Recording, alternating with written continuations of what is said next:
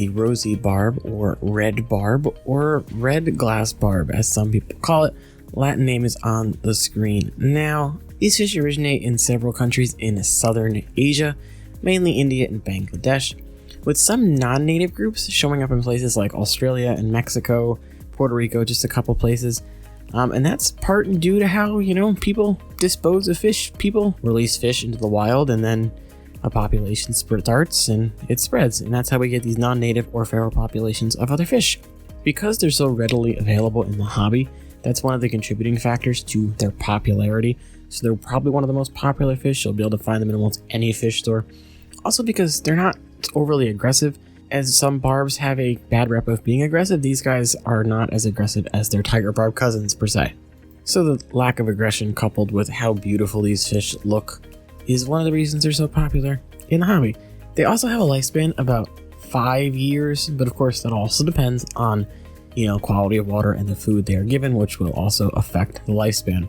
They get a little bit bigger. They get about 6 inches max length is the highest we've seen. They mature at about 2.5 inches for those that are wondering about when they can breed them or sex them. It's about 2.5 inches.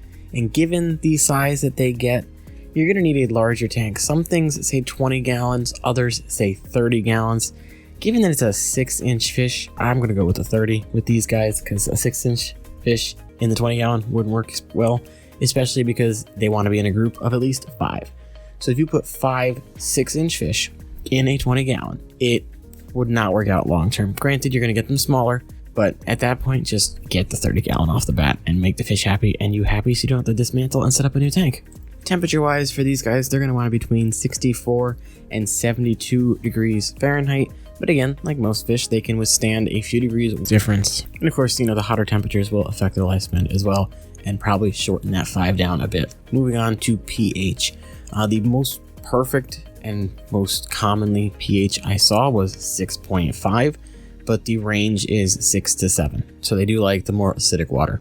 And one thing that makes them so easy for a beginner fish is that they've been known to handle slightly higher nitrate levels, which will help them survive the cycling process for people that don't know a lot about cycling a tank when they first start out. They are a more mid to top level swimmer. So they're going to like lots of, either fake plants or real plants, tall things that they can, swim behind, hide behind, do a nice school activity. As far as food, they're an omnivore, so they'll pretty much eat anything you want.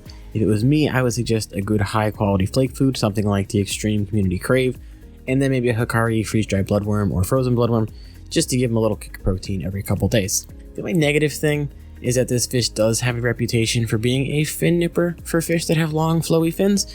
So I wouldn't put it with anything that has labeled as a long fin or naturally has long things like an angelfish or something like that. So overall, I think I'm going to give the Rosy Barb a 6 out of 10 based on everything we've talked about. So ease of care, ability to handle first-time fish keeping mistakes, with the only negative really being their size, which means a bigger tank, and the fact that they're a little bit fin nipping. So as always, thank you guys so much for all the support on the videos. Please, if you have not though, remember to hit that sub button, ring that notification bell, leave a like and a comment on the video. I do respond to everybody's comments, or at least give them a like and a heart.